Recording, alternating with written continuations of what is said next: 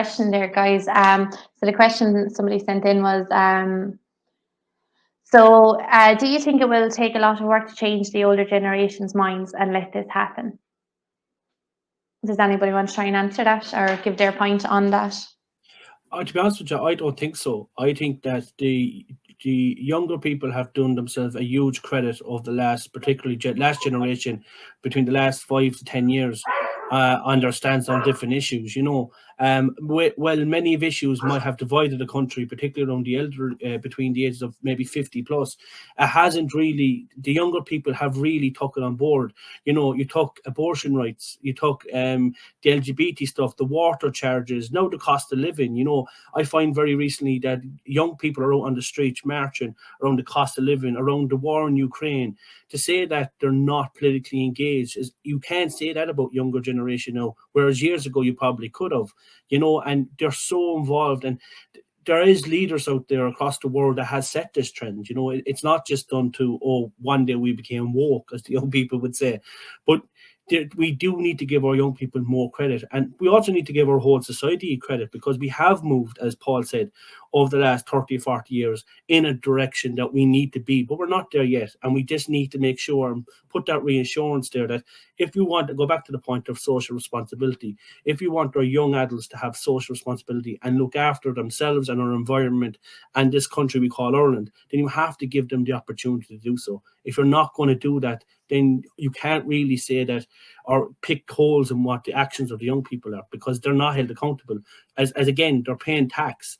We have a huge cohort of workers that's being supported through unions at the moment, but they still don't have a vote in the ballot box, which is rightly wrong,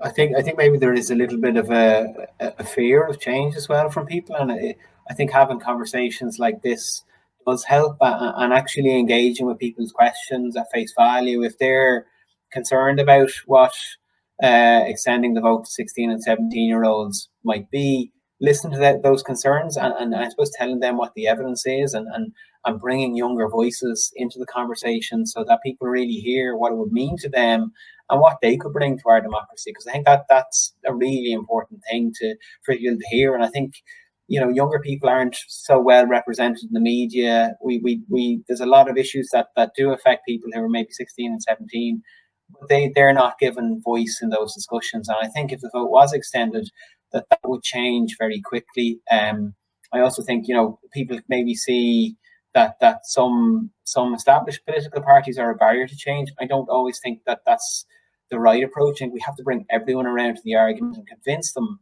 that extending the vote is an opportunity rather than a threat. All political parties have youth wings. People can join at 15 or 16, and there's a good split in terms of where youth vote goes. They don't go to a particular block all the time.